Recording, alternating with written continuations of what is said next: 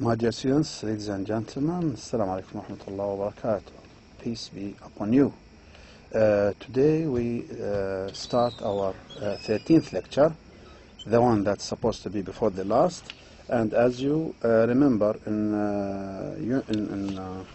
lecture 12, in lecture 11, we started a summary of the whole novel of Pinocchio. And then we also we had in lecture 11 chapters 1 to 2, and then we moved to lecture 12, and in lecture 12 we started chapter 3, 4, 5, then 8, and we ended up in lecture 12 with chapter 9. Okay, with chapter 9. Okay, and we did some, I gave some examples of the figures of speech and of the point of view, the kind of point of view, and what it is exactly. In today's lecture, okay, lecture 13, again, 13 will discuss, continue discussing Pinocchio. We have the text of chapters 34, 35, and 36. So again, this lecture, today's lecture, depends mainly on reading the text of these chapters. So you have to read them and make sure that you understand the flow of the plots of the plot of these chapters. The flow of the actions, and if there is any example of any figure of speech, you have to, of course, to underline it, and then know what kind of figure of speech it is. So there is, as I have just said, there is not much to discuss in today's lecture, except confirming that you please have to read the texts of these chapters, okay, and then the details of the story of these chapters, and how the novel ends, because it is very important when it comes to the end of the novel. It's very important because we come to the basic theme of this novel. Okay, right? It comes right at the end, when Pinocchio turns to be a real boy after a long trip, and after a lot of adventures of being a naughty boy and disobedient. Here, again, chapter 34, 35, tells us about Pinocchio being thrown in the sea, and then he was let's say taken out, or he was swallowed by a terrible shark, and then he was went down deep into the sea,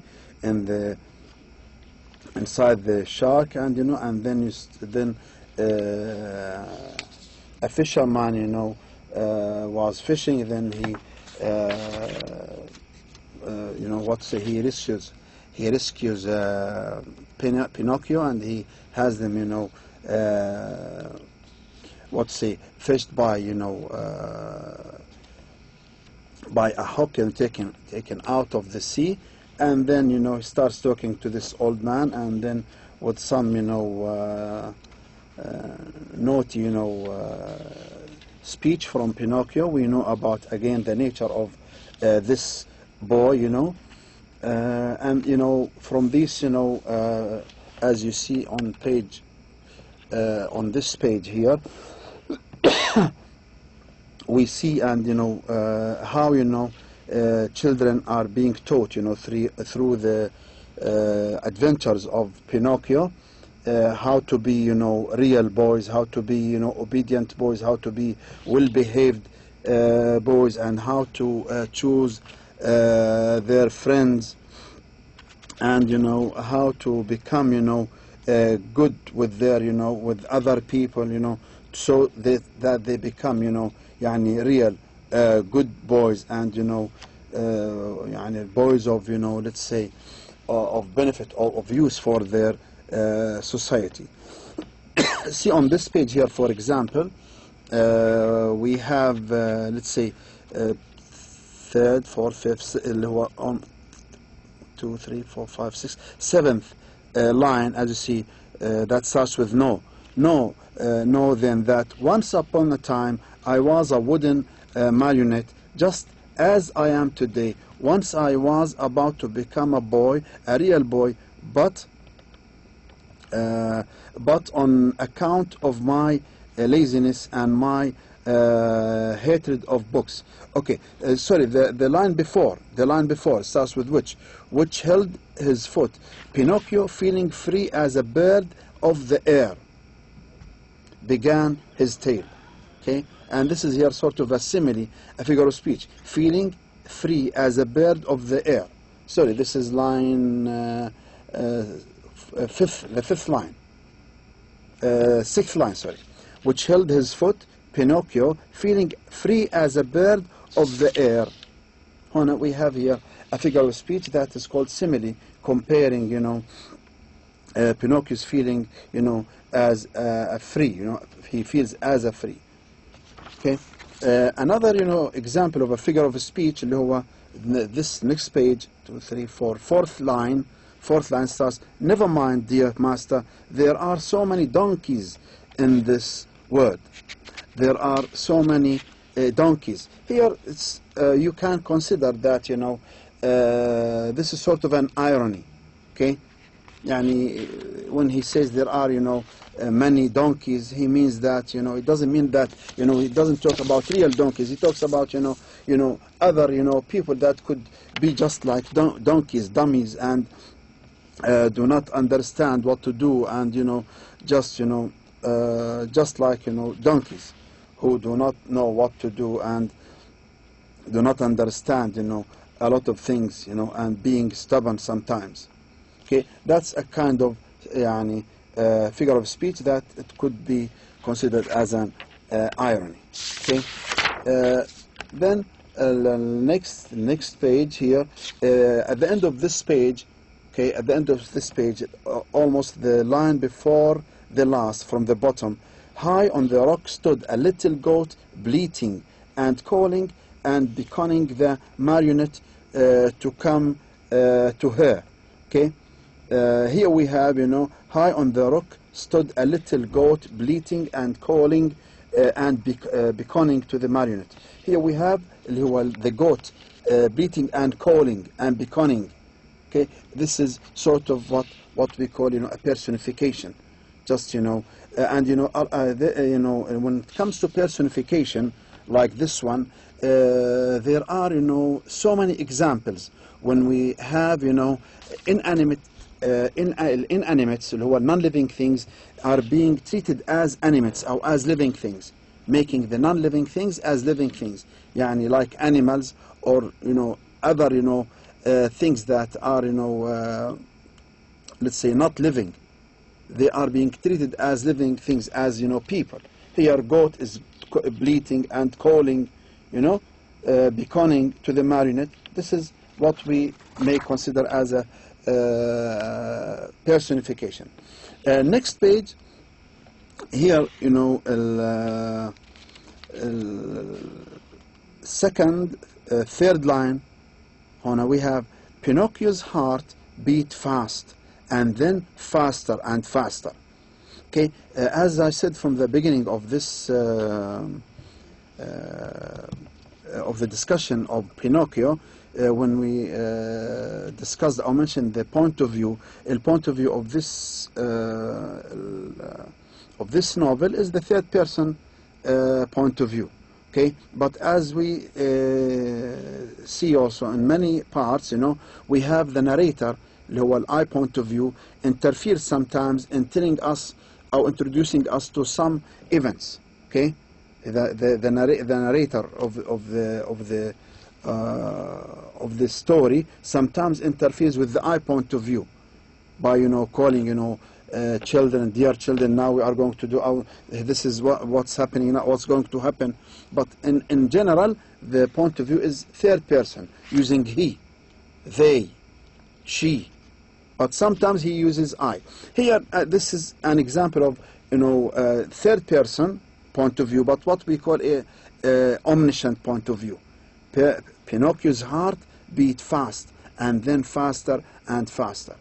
Here, the point of view, the narrator, tells us about what is going on inside the heart of Pinocchio. So that means it's omniscient. يعني لما يكون الناريتر الراوي القصة اللي بيكون يعلم ما في داخل الشخصية، في داخلها، في شعورها، في قلبها، في تفكيرها، we call it what? Omniscient point of view. يعني بيكون هو الناريتر ايش؟ عالم، يعني عنده علم في خفايا الشخصية. Okay? فهو نتكلم عن heart beat fast. Pinocchio's heart beat fast and fast. So this is what we call omniscient point of view. Omniscient point of view. And then there are many examples of this point of view of being omniscient. Here, you know, it's a long story, you know, between Pinocchio and, you know, the fisherman, you know, being saved, you know, by this fisherman. Okay, then on this page here, Pinocchio at first starts with Pinocchio at first. Okay, fourth line, who's there to help you? Unhappy boy, said a rough voice like a guitar out of tune. هون عندنا اللي هو هذا this يعني statement says said a rough voice like a guitar out of tune. Like a guitar out of tune. هذا هون عندنا هون ايش؟ We have here what? We have another figure of speech اللي ايش بسميه؟ another simile هون. We have a simile. A figure of speech. A figure of speech that is called simile. Why simile? Because we have a comparison between two unlike things. في عندنا rough voice, في عندنا اللي هو الجيتار. إذن rough voice is just like a guitar out of a tune. We call it simile. Why? Because we have a tool of comparison لإيش? Like. So when we have the tool of comparison, اللي هم words like, as, such as, similar to, as, okay? These are tools of comparison. If we have them in a statement comparing two unlike things, we call it what? Simile. If we use the same statement without using these tools, without like, as, such as, or similar to, okay? If we use the statement or the comparison without these tools, we call it metaphor. So here, this is an example of a simile. Then the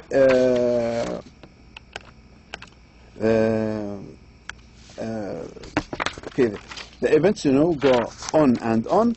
We come to chapter, you know, 35, and here in chapter 5, here something to يعني mention and important that I have just, you know, talked about, اللي هو point of view. As I said before, point of view هنا قلنا إيش third person اللي هو he, she, they. And لكن إيش I said there is sometimes an interference of the narrator of using the I point of view. Okay, commenting on the actions and introducing some actions, like, you know, this chapter 35. It starts with in the shark's body, Pinocchio finds whom? Read this chapter, my children, and you will know. So this statement, or this line here, or these two, you know, sentences with a question and a sentence, of course. These two sentences introduce, you know, the whole chapter by, you know, from the narrator, you know, telling this children to read. Okay, in the shark's body, Pinocchio finds whom? Okay, now still talk about, you know, Pinocchio in the in the body of the shark. But here says, the narrator says, read this chapter, my children, هنا using the I, my narrator, and you will know. هنا إيش أنه this is a kind of يعني what we call, point of view using the I. Then هنا أنه we said the point of view of this novel is basically, generally, is what? Third person, because through the whole course of the novel, the narration is what? Using he, she, they. Like sometimes as the beginning of the novel, and sometimes at the beginning of some chapters, and sometimes in the middle of other chapters, the narrator, the writer, interferes by addressing his speech to the readers, to the children, as this one here. Okay? Read this chapter, my children, and you will know. Then he starts with what? With he. Pinocchio, as soon as he had, he, they, it, as he walked, okay? Then, he comes back to the اللي هو البasic kind of narration, اللي هو a third person. Okay? Then next page, at the beginning of this page, it starts with, are my eyes really telling me my truth? Okay? Okay. Now I shall never leave you again. Are my eyes really telling me the truth? He's asking here. Are my eyes really telling me the truth? Are you really my own dear Pinocchio? Okay? Finding his father. Okay. Hona, are my eyes really telling me the truth? Hona, another figure of speech that we call also personification. Just, as if the eyes are like a person telling the truth when he sees, when he sees Pinocchio in the body of the shark. So here, Pinocchio, just by accident, meets with his father, Geppetto, in the body of the shark. On we go. Okay, now the father and the boy meet again. Then, we come to the end of this chapter, and then again here, chapter 36, again as the beginning of 35. See how it starts. This chapter again. This is the last chapter, of course, okay? Chapter 36 is the last. Here it says what? Pinocchio finally ceases to be a marionette and becomes a boy. Here is a general statement about, the whole chapter. This is from the writer, okay? Okay, as as I said, a secondary narrator. He is telling us, the narrator here, or the writer is telling us, about, sort of a summary of the whole chapter. Says that Pinocchio, finally, in his, at the end of this novel, he becomes a real boy. He stops to be a marionette, a puppet, a wooden boy, and he becomes a real boy after, a long trip, and after many adventures, and after, learning a lot of, lessons from the life. He has become more experienced, and he has become a good person. He has become an obedient boy. He loves his father, and he listens to his father, and he values he knows what friends to be with, and how to deal with other people. So as a reward for being a good boy, he becomes at the end of the novel a real boy. So, and that all يعني sort of, as I said before, these are all يعني lessons and different experiences through Pinocchio for children to learn. Okay, يعني you might be a real يعني a boy, but you are not a real boy if you are not a good boy. if you do not, listen to your parents, if you do not obey them, if you are not a good person to other people, if you are not, a good, boy who knows how to choose, how to select his children. So you have to know how to select your children, how to be a good person with other people. So the end of the novel here, it goes on and on. We have an example, on this page that starts with as soon as they reached the shore, Pinocchio was the first to jump to the ground to help his old father. Then he turned to the fish and said to him, "Dear friend, you have saved my father, and I have not enough words with which to thank you. Allow me to embrace you, and as a sign of my eternal gratitude." So here, dear friend, okay, and then the whole statement here, the whole speech, sign of my eternal, till up to eternal gratitude. This is a speech addressed to a fish, okay, that saved his life and his father's life.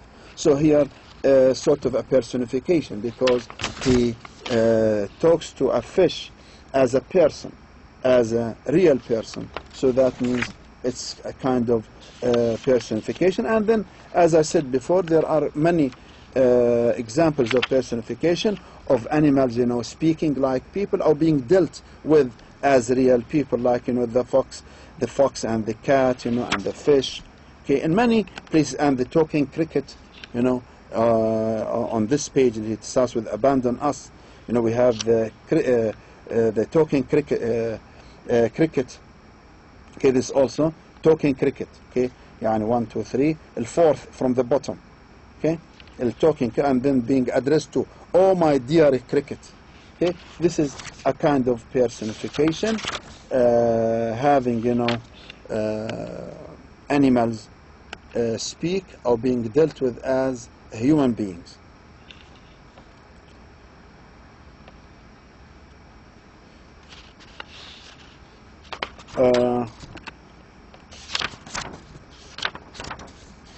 And then also we have another example of personification, having a snail, speaking, as on this page. We have here a snail, like before, a fish, a cat, and a talking cricket. Here we have also a snail that speaks. That's also an example of personification.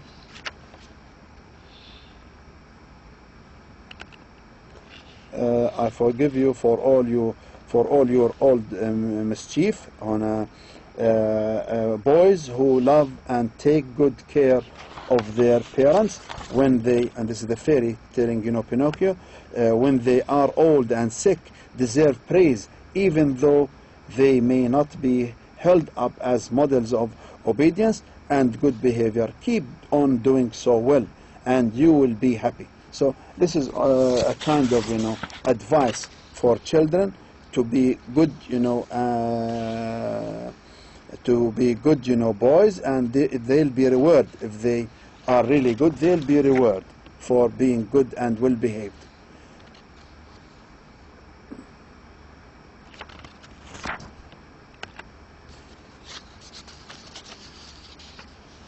Okay, the marionette, gave, some money. Sorry, the fairy tale. Sorry, the fairy, gave some money to Pinocchio, the marionette, as a sort of a reward for being good and not being any more mischievous and not being naughty. And when he, found some money in his purse, and there were about 50 gold coins, he ran to the mirror. He hardly recognized himself. He looked at himself in the mirror. The bright face of a tall boy looked at him with wide awake blue eyes, dark brown hair, and happy smiling lips. He stood there, Geppetto, grown years and years younger overnight. You know, even his father Geppetto, looked younger. And then he went to his father, father, what has happened? Tell me if you can, cried Pinocchio, as he ran and jumped on his father's neck. He was so happy when he looked into the mirror and saw himself. Okay, just this when see what happened to you. This sudden change in our house is all you're doing, my dear Pinocchio. What has happened to us in this house? I have, Geppetto, the father, says that I have become younger and you have become a real boy. That is all because of what? Because of what you, about what you did for your good doing. That's all for your doing. Okay, for the good things that you did, for all your doing, my dear Pinocchio. Just this, when bad boys become good and kind, they have the power of making their homes gay, happy, and new with happiness. I wonder where the old Pinocchio of wood has hidden himself. So where is Pinocchio, the wooden boy? He doesn't exist anymore. He has become a real boy after a lot of good doings, and after being a boy who of good behaviors. Okay, there he is. Okay, so where is the marionette, the wooden boy? He's asking Pinocchio. The father says, there he is, and pointing to a large marionette leaning against a chair, head turned to one side, arms hanging, limb and legs twisted under him. After a long look, Pinocchio said to himself with great content, this comes to the end, he says, what? How ridiculous I was as a marionette. So here Pinocchio recognizes himself, and he remembers, and he wonders how silly he was when he was not a real boy, when he was a marionette, when he was a puppet, when he was a wooden boy. Okay, how ridiculous I was as a marionette, and how happy I am now that I have become a real boy. So this is how the novel ends, with by changing Pinocchio, the wooden boy, to a real boy after a long trip and too many adventures, to maturity and to adulthood and to, let's say, maturity, let's say, and adulthood, and being a real person, a real boy, and a good boy. Okay, so that's all for today. Please again remember to read the text very well, and try to find more examples of figures of speech, and remember some quotations, some parts that really seem to be of importance, and to the general theme or general themes of the novel. Okay, and that's all for today. Please, if you have any questions, please don't forget to contact me through my email. Thank you very much, and wish you all the best, and see you soon in our 14th and last lecture. Thank you very much. Assalamu alaikum.